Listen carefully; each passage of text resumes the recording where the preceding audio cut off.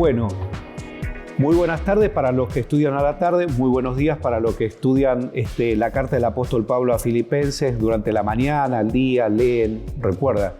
Van a terminar este año seguramente acordándose de este nombre de Filipenses porque hemos repetido una y otra vez. Hoy nos encontramos justamente en la clase número 6, que es el gozo cristiano, y también el subtítulo, una advertencia. Vamos a ver Filipenses capítulo 3, del versículo 1 al 3. Acá nos encontramos, para los que tienen la guía, en la página número 24. El título de este tema es Prosigo al blanco. La introducción es clara. Pablo está escribiendo una carta. Ya la escribió, ya fue enviada y hoy la tenemos con nosotros a prácticamente 2000 años de esta historia y experiencia. Pero quisiera poner una nota distintiva con relación al tema de la escritura. Esta carta no fue escrita de manera deliberada, sino que fue una carta pero muy bien pensada, en primer lugar, pero muy bien vivida, por otro lado, en términos espirituales, y muy bien enviada para aquellos que la necesitaban.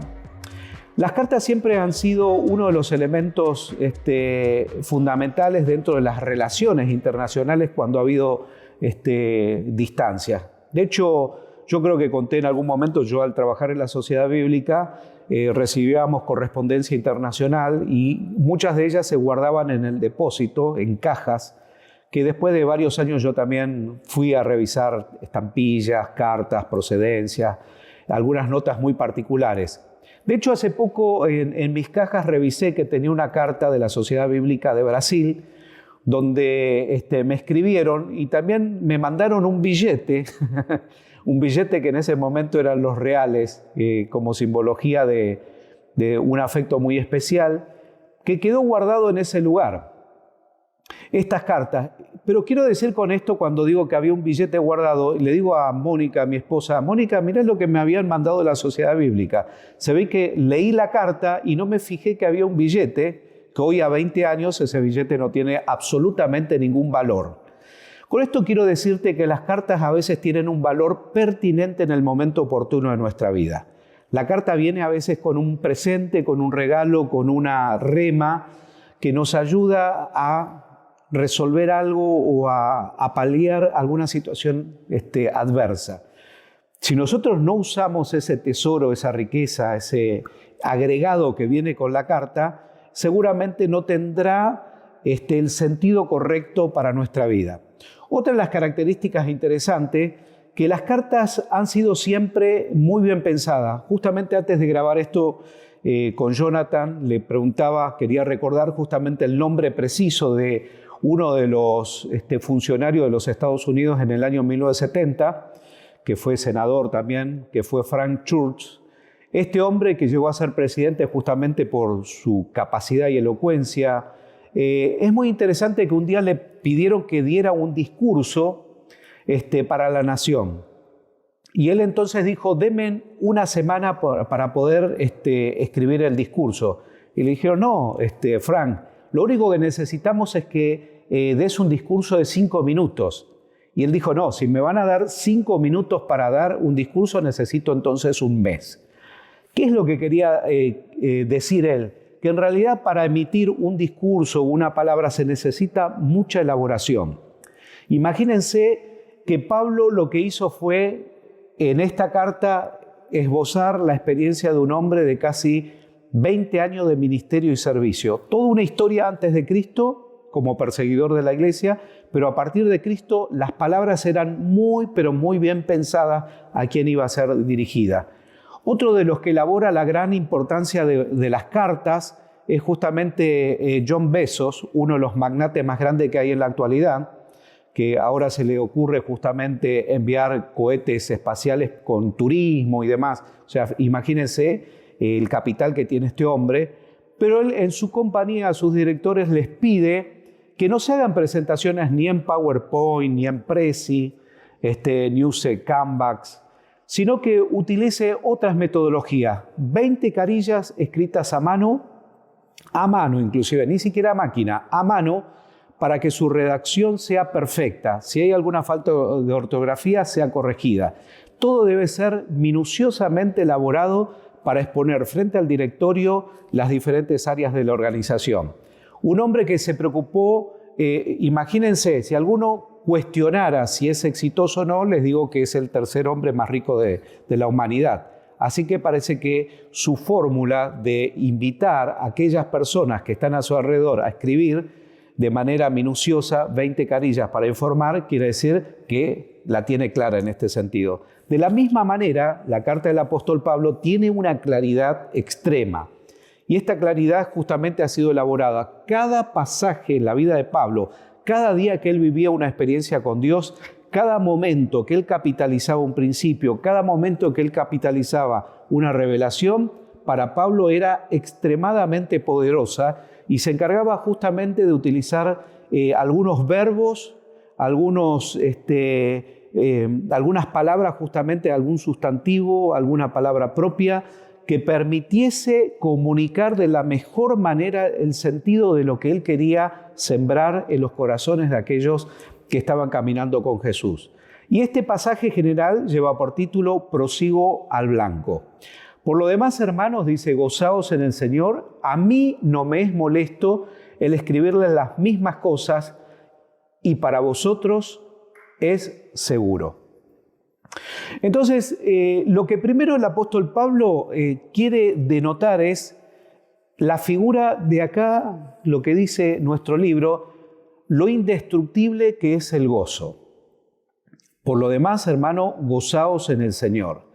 Parece que esta palabra recorre un poco toda esta carta, el gozo del Señor, en las dificultades, en la lejanía, en la hambruna, en las persecuciones, en las diferentes etapas de nuestra vida debe estar presente el gozo.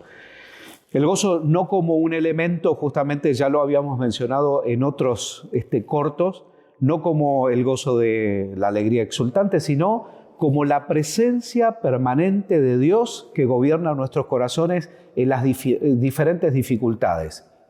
Esta semana justamente estaba escuchando una reflexión sobre la carta de Juan cuando Lázaro había muerto y las hermanas estaban muy tristes y acongojadas porque el Señor Jesucristo, después de haberse quedado 2 días, se fue a otra región. Y entonces en esta reflexión decía, ¿qué pasó entre el momento de la enfermedad y la lejanía de Cristo? ¿Qué pasó en esta instancia? De esta misma manera, ¿qué es lo que transcurre desde el momento en que vivimos una relación crítica con algo que nos está sucediendo hasta la intervención de Jesucristo? ¿Qué pasa? ¿Cómo vivimos este pasaje? ¿Vivimos dependiendo de Dios? ¿Vivimos esperando? ¿Podemos tener la posibilidad del gozo? ¿O vivimos en una alteración permanente, en una incertidumbre, en una confusión, en no saber a quién acudir cuando tenemos a Cristo que está esperando acá, como sucedió en la vida de Lázaro, para hacer el milagro de resucitarlo después de 4 días? ¿Cómo esperamos nosotros la respuesta y la intervención de Dios? Por eso el apóstol Pablo, que había pasado por los diferentes momentos, se atreve a decir, por lo demás, hermanos, gozaos en el Señor, y en otros pasajes dice, siempre, siempre, siempre, siempre. A mí no me es molesto, dice, el escribirles las mismas cosas. Evidentemente, Pablo sabía que el proceso de la repetición ayudaba a entender las cosas. Cuando nosotros estudiamos, los que hemos hecho diferentes etapas de nuestra vida, la secundaria, la universidad, sabemos para que podamos memorizar algo necesitamos por lo menos repetir de 15 a 20 veces. Algunos tienen la capacidad de memorizar en 3 leídas, ya tienen un concepto generalizado, pero si necesitamos memorizar de manera exhaustiva y prácticamente de la misma manera que está escrito, necesitamos leer más o menos 20 veces. Y Pablo acá utiliza justamente el poder de la repetición. Repetir, repetir y repetir las mismas cosas, dice, para mí no es molesto. Quiere decir que más allá de esta carta, Pablo verbalmente, a través de Timoteo, Epafrodito, a través de diferentes interlocutores, se encargaba de decirle, si vas a los hermanos de Filipos, decirle esto. Si vas a los hermanos de Filipos, decirle que una y otra vez el gozo del Señor debe estar en sus corazones. Yo se los digo por experiencia, porque estoy en la cárcel, dice Pablo, y estoy disfrutando de esto. Aunque preso, atribulado, no sé qué va a ser de mi vida, si voy a salir, pero me repito una y otra vez que mi relación con Dios me provoca el estar siempre gozoso. Así que Pablo se encarga justamente de hacer esto. Era posible que sufrieran de la misma manera que el apóstol Pablo estaba viviendo.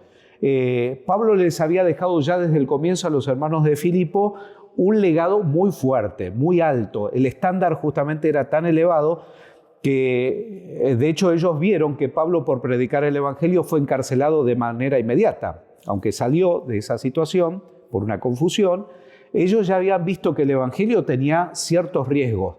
Para todo esto nos tenemos que poner justamente en la situación de irnos al pasado, cómo vivió el apóstol Pablo esto en este contexto político, social que se vivía.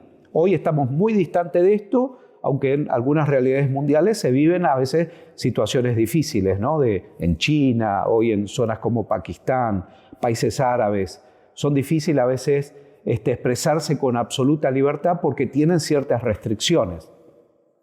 Pero él, que vivía una situación que había no solamente el imperio que imponía su cultura y su religión, sino que también tenía la lucha con sus propios hermanos que imponían su tradición y sus leyes. Así que Pablo estaba en un fleje de diferentes situaciones políticas, culturales, sociales y aún de tradiciones religiosas. Y en medio de eso tenía que traer claridad. Por eso es que la repetición es tan importante en este sentido. De hecho, después vamos a ver uno de los pasajes bíblicos que nos remite a Hechos capítulo 26, cuando Pablo se presenta en su defensa frente a Agripa, que termina Agripa diciendo: por poco me persuades a ser salvo. Pablo tenía una capacidad increíble a través de la exposición y la repetición de poner claridad en su mensaje. Bueno, para concluir justamente con este capítulo 3, hemos visto un poquito del versículo 1, el 2 y el 3 nos corresponde justamente para esta carta de la clase 6, que es el gozo cristiano. Dice: guardaos de los perros, guardaos de los malos obreros, guardaos de los mutiladores del cuerpo. Oh, terrible. Imagínense si comenzamos un mensaje el día domingo diciendo: hermanos, guárdense de los perros, de los mutiladores.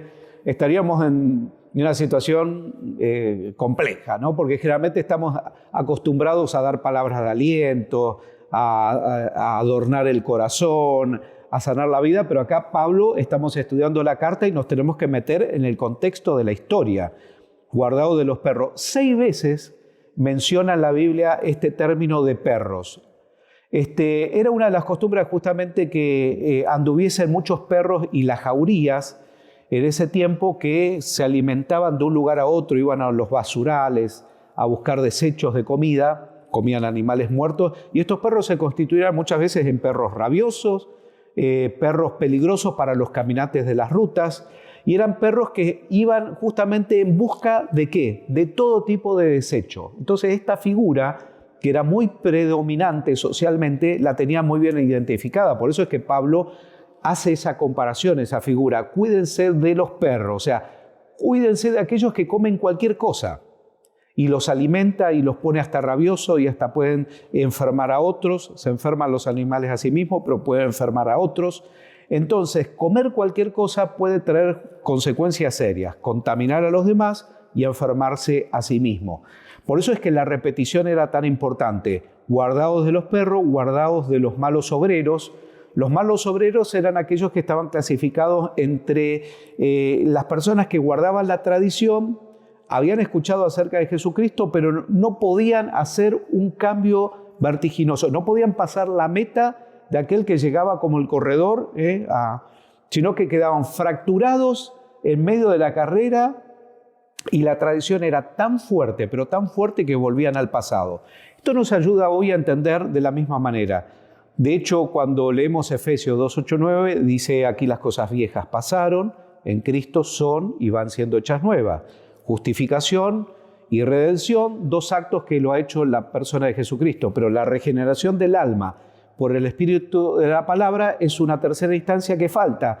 Y entonces a veces vivimos presos de las historias pasadas, no las resolvemos, vuelven al presente, Cristo está en nosotros, pero vuelve el pasado. ¿Qué es lo que sucede? Tiene que haber una ruptura para avanzar a la meta por la cual nos hemos propuesto. Por eso el título es extraordinario, Prosigo al blanco.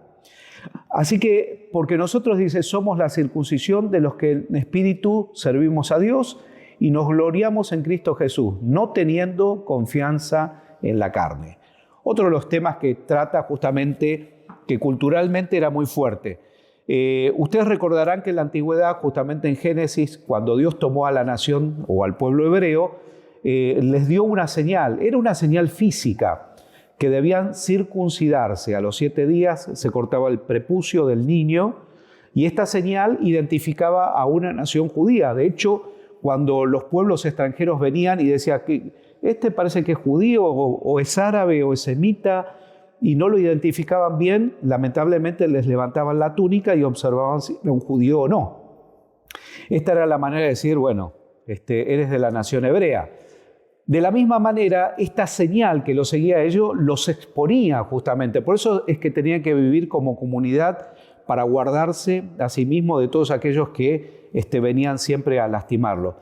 Esto también nos enseña una figura, ¿no? Como a veces nosotros tenemos una señal en nosotros, ya no una circuncisión en el cuerpo, sino una circuncisión en el corazón. Tenemos una marca que nos hace reflejar de que somos hijos de Dios. Y esta marca a veces también del que sabe afuera quiere poner en juego y en jaque nuestra vida como cristianos. Por eso hoy fuertemente las ideologías, las tendencias, las costumbres tienen como finalidad distorsionar esa señal que hay en nosotros. Y necesitamos justamente hoy vivir en relación con Dios, con los hermanos, congregarnos, que nos permite buscar al Señor, su presencia y estar fortalecido para los tiempos que nos tocan vivir. De la misma manera, el apóstol Pablo en ese contexto les hablaba de lo que ellos conocían como una costumbre, pero los llevaba a un planteamiento diferente, que la circuncisión, si no tenía un cambio en su corazón, era simplemente una señal y él lo llama una mutilación. Era haberse sometido a una operación que decía que era hebreo, pero no tenía ninguna relación con el Dios de los cielos. Así que Pablo se encarga de separar el trigo y la cizaña, o decir, toda acción religiosa que no lleva justamente eso espontáneo de obedecer o amar a Dios, no tiene ningún sentido. Así que, por lo tanto, porque nosotros, dice, somos la circuncisión de los que en espíritu servimos a Dios y nos gloriamos en Cristo Jesús, no teniendo confianza en la carne. Nuestra circuncisión, entonces, es lo que el Señor cortó de nuestro corazón como la antigua manera de vivir, nuestras costumbres arraigadas a nuestra naturaleza natural y carnal, como dice la Biblia, y ahora nos ha presentado una nueva esperanza. Bueno, muy bien, con esta introducción dejamos aquí entonces estos 3 versículos para seguir estudiando esta carta del apóstol Pablo a los filipenses. Que el Señor te bendiga, que puedas profundizar y tomar las palabras de este tema para que te puedan ayudar a entender cómo estás viviendo tu relación con el Señor. Gozaos en el Señor siempre.